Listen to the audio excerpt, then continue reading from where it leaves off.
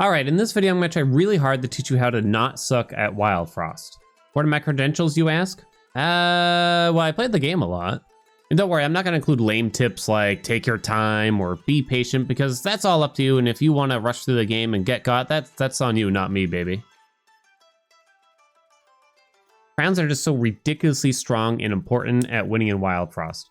I mean, just think about what they do. You're guaranteed to draw and play the card for free before the battle even starts. It just has so many good things about it. This lets your companions count down faster or set yourself up for some big combos. It also eliminates drawing the cards you may not want later on, such as the companions, scrap minions, and consumables, which will be out of the deck for the rest of the battle, allowing you to draw what you actually want a little more reliably.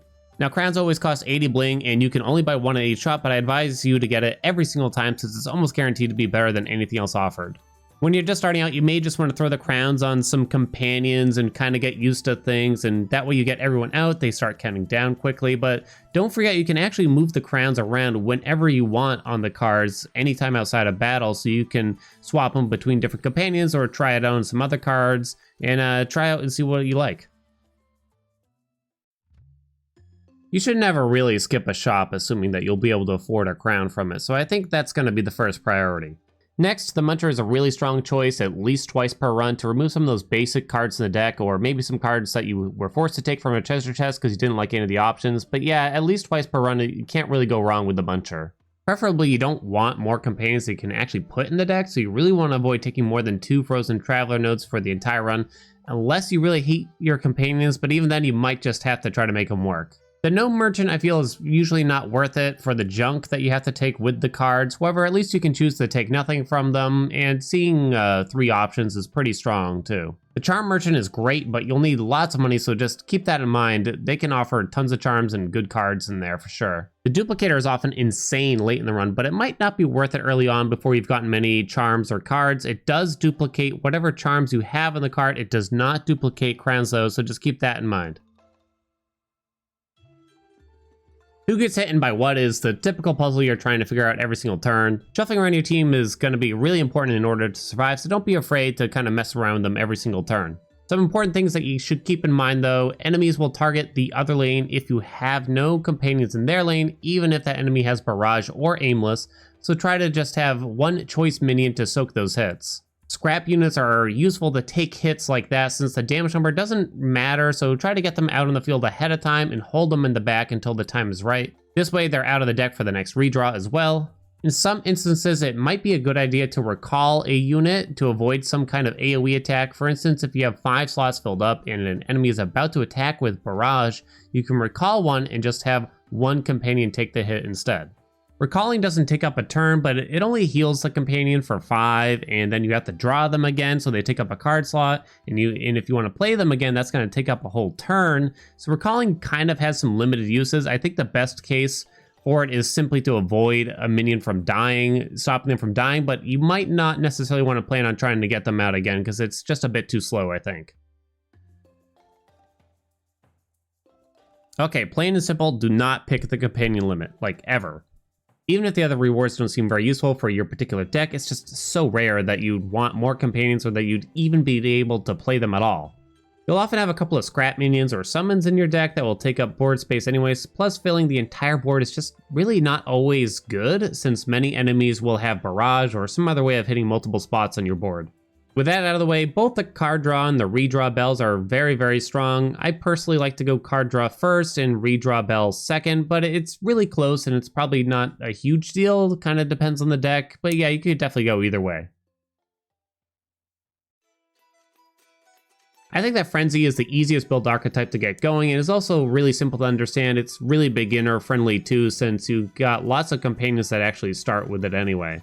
So getting companions like Foxy in your deck and giving them charms and other buffs to increase their attack is probably the easiest way to win when you first start out. But they do have a pretty big weakness. You have to watch out for enemies with teeth or smackback. Smackback can be snowed so that it no longer triggers, but there is no way to stop teeth damage. So you'll probably want other ways to deal with those enemies, such as high damage, high health leader with a longer counter. To capitalize on the Frenzy Companion, look for things like Spice or maybe the Cake Charm, which you could throw on a Flame Water to increase their damage a lot. There's lots of other like late game stuff you could get, But yeah, just look out for charms to try to increase their damage, give them more application effects like snow or shroom, and just buff them up real good. Definitely be careful which charms you throw on your big damage dealing companion, and kind of keep in mind that you're always going to want one big damage dealing companion most likely, because they only have a 3 charm limit. So make sure you don't throw useless charms on them, like maybe restore health on kill, which is kind of more situational and probably won't be as helpful as just more damage or more effects. If you played some Wildfrost already, you probably know how strong snow is and how necessary it feels to win, and you're definitely not wrong. Snow is a very strong effect, whereas things like Overburn and Frost are really just not quite as useful as often.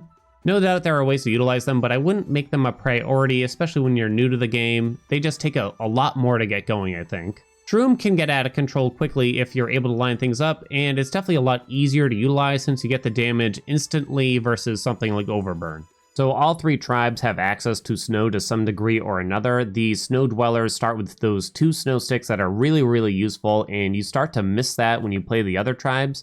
Now the Clunk Masters get ink, which is kind of a slight replacement for snow, almost kinda, you know. It's definitely a very powerful effect, and you got cards like Bink that exist that are just incredibly strong that you just kind of can't believe it. But yeah, the ink is kind of a decent way to replace the snow. And then the Shademancers have really nothing to replace it. They can summon allies to soak hits instead, which is kind of a way to look at that. And then you can sacrifice the ally after they take 1 hit. But I think just keep in mind that sacrificing is actually kind of a tough thing to work around when you play as the Shademancers.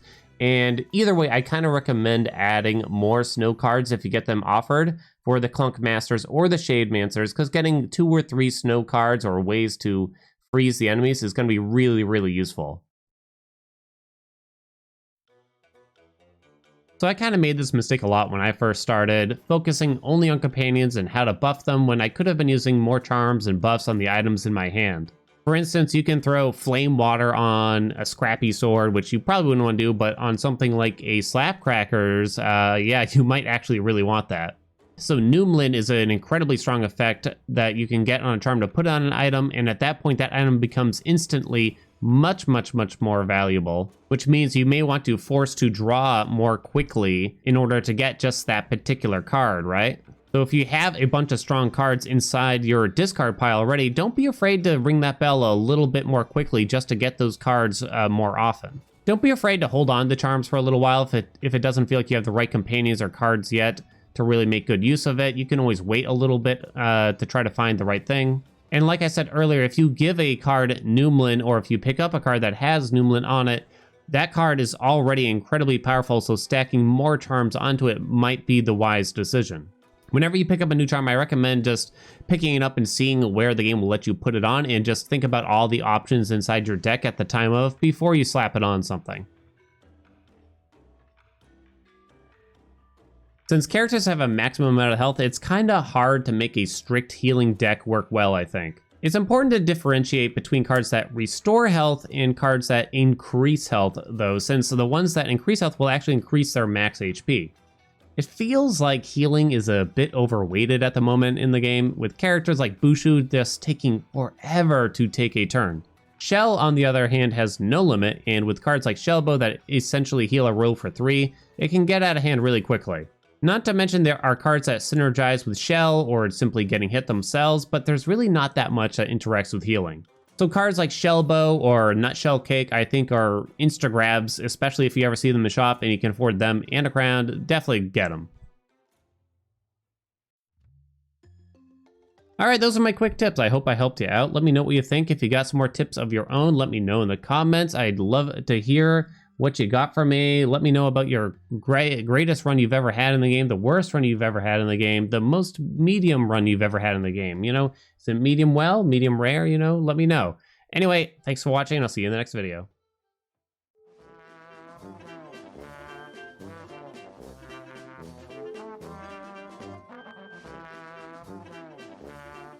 We are moving. Oh, we're falling back. We appear to be falling onto Ash Twin for some reason.